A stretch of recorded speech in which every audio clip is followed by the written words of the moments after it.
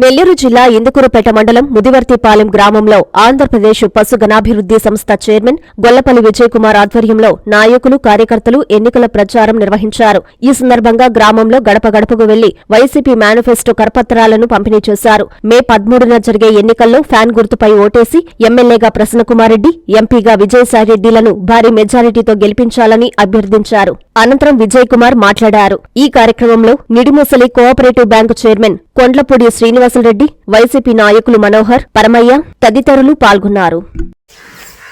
ఈరోజు సార్వత్రిక ఎన్నికల్లో భాగంగా ముదివర్తిపాలెం గ్రామంలో జరగటం జరిగింది. ముఖ్యంగా మా అధినాయకుడు జగన్మోహన్ రెడ్డి ప్రవేశపెట్టిన సంక్షేమ పథకాలు మాకు ఈరోజు శ్రీరామ రక్షగా ఉంటుంది.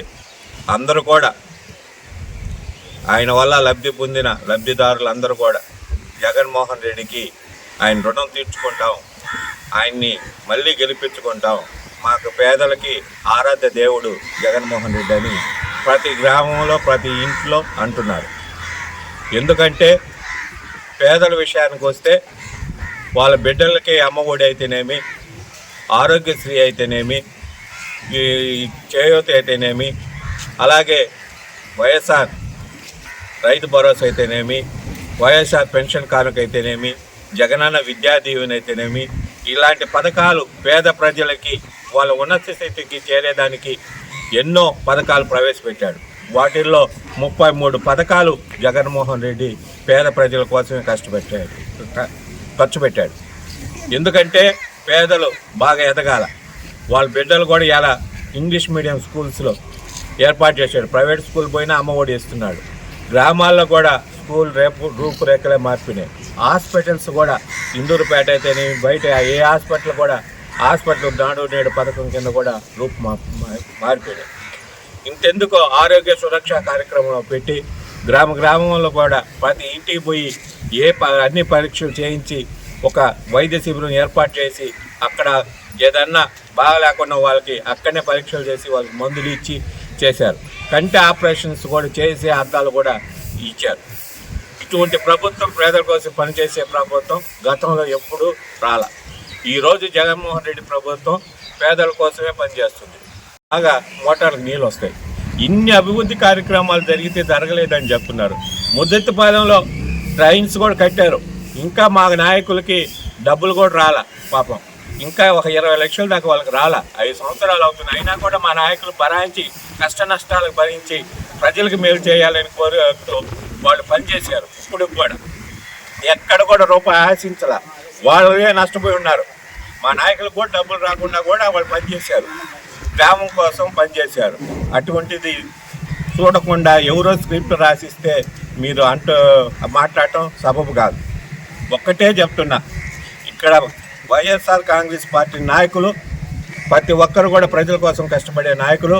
మా నాయకుడు ప్రసన్నకుమారెడ్డి కూడా ఆయనకి ఎలాంటి వ్యాపారాలు లేదు, కాంట్రాక్టర్ లేవు. నిద్ర లేస్తే ప్రజల మధ్యనే తిరుగుతారు, ప్రజల కోసమే పనిచేస్తాడు. అటువంటి వ్యక్తి ఈ గ్రామాల్లో అందరూ కూడా ఆయన్ని 6 సార్లు గెలిపించారంటే మంచి వ్యక్తి, బాగా పనిచేస్తాడనే ఉద్దేశంతోనే ఎమ్మెల్యే గారిని మళ్ళీ 7వ సారి కూడా గెలిపించేదానికి సిద్ధంగా ఉన్నారు. మీరు ఇవాళ వచ్చారు, ఈ 25 రోజులు అవుతుంది, మీకు అసలు ఎలాలో తెలియదు, ఏ మండలంలో ఏ గ్రామ నాయకుడి పేరు తెలియదు. మీరేంది మాట్లాడేది? మీకు ఎవరేంది తెలుసు? ఏ గ్రామంలో ఏం చేయాలనే అవసరం ఉందనేది ప్రసన్నకుమారెడ్డికి క్షుణ్ణంగా తెలుసు. ఆయన్నే ఆరాధిస్తాడు.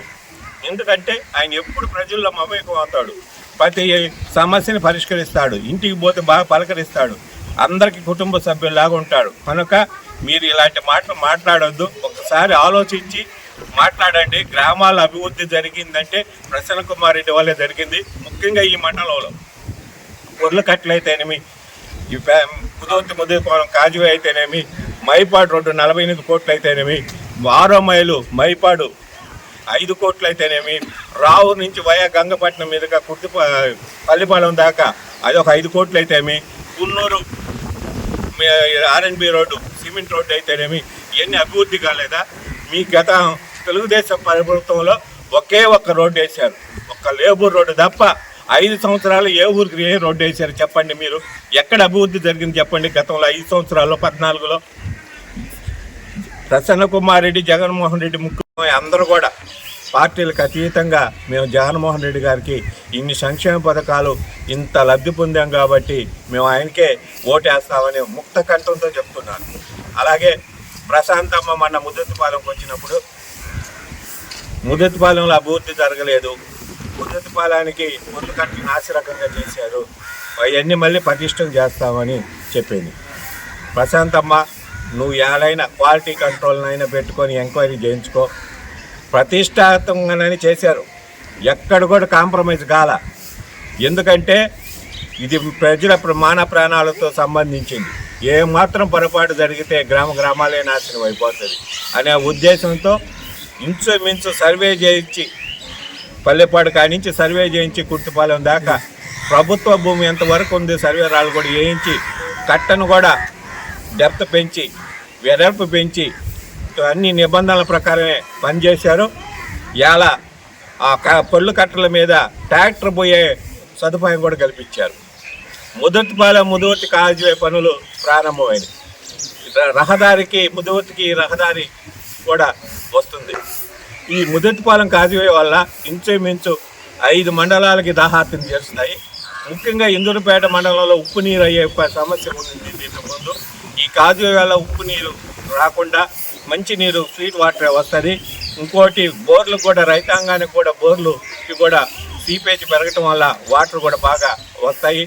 ఈ మండలం అంతా కూడా 5 మండలాలు, నెల్లూరు రూరల్ అయితేనేమి, విడవలూరు అయితేనేమి, ఇందూరుపేట మండలమే రూపురేఖలు మారిపోయినాయి. ఈరోజు ఈ 48 కోట్లతో వచ్చినట్టు మైపాడు 6వ మైలు రోడ్డు అయితే అది రేపు టెండర్ అయిపోయింది, త్వరలో పనులు ప్రారంభిస్తారు. ఆ రోడ్డు కానీ అభివృద్ధి జరిగితే ఎక్కడికో రైతులకి రేట్లు కూడా పొలాల రేటు విపరీతంగా పెరిగిపోయినాయి. ఇప్పటికే 50 లక్షలు ఉన్న పొలం 1.5 వెళ్ళిపోయినాయి. ఇలాంటి రైతులకి రైతాంగానికి ఉపయోగపడే మంచి అభివృద్ధిలోకి వస్తున్నారు రైతులు కూడా. కనుక మీరు ఏదో స్క్రిప్ట్ రాసిస్తే చదవకండి, వాస్తవాలు తెలుసుకోండి. ప్రసన్న కుమార్ రెడ్డి మళ్ళీ 7వసారి గెలవబోతున్నాడు. జగన్మోహన్ రెడ్డి ప్రభుత్వం మళ్ళీ వస్తుంది. పేద ప్రజల ముక్త కంఠంతో జగన్మోహన్ రెడ్డిని ఆస్వాదిస్తున్నారు. 2 ఫ్యాన్ గుర్తులు ఇస్తారు. 2టికి ఫ్యాన్ గుర్తు మీద వేసి అఖండ మెజార్టీని జగన్మోహన్ రెడ్డి వల్ల గెలిపించి మళ్ళీ సంక్షేమ కార్యక్రమాలు కూడా కొనసాగించేదానికి కృషి చేస్తాడు. కనుక పేద ప్రజల మనసుల్లో ఎప్పుడు జగన్మోహన్ రెడ్డి, ప్రసన్న కుమార్ రెడ్డి ఉన్నారు. వాళ్ళనే గెలుస్తారు. మళ్ళీ మా ప్రభుత్వమే వస్తుంది. తప్పకుండా పేదల సంక్షేమ కార్యక్రమాలు మళ్ళీ రెట్టింపు ఉత్సాహంతో మా నాయకుడు జగన్మోహన్ రెడ్డి చేస్తాడు. ప్రసన్న కుమార్ రెడ్డి కూడా గోవూరు నియోజకవర్గంలో అభివృద్ధి కార్యక్రమాలు అయితే మీ సంక్షేమ కార్యక్రమాలు ఇంకా మెరుగ్గా చేస్తాడని ఆశిస్తూ జగన్మోహన్ రెడ్డి, ప్రసన్న కుమార్ రెడ్డిని ఆశీర్వదించవలసిందిగా కోరుతున్నాను.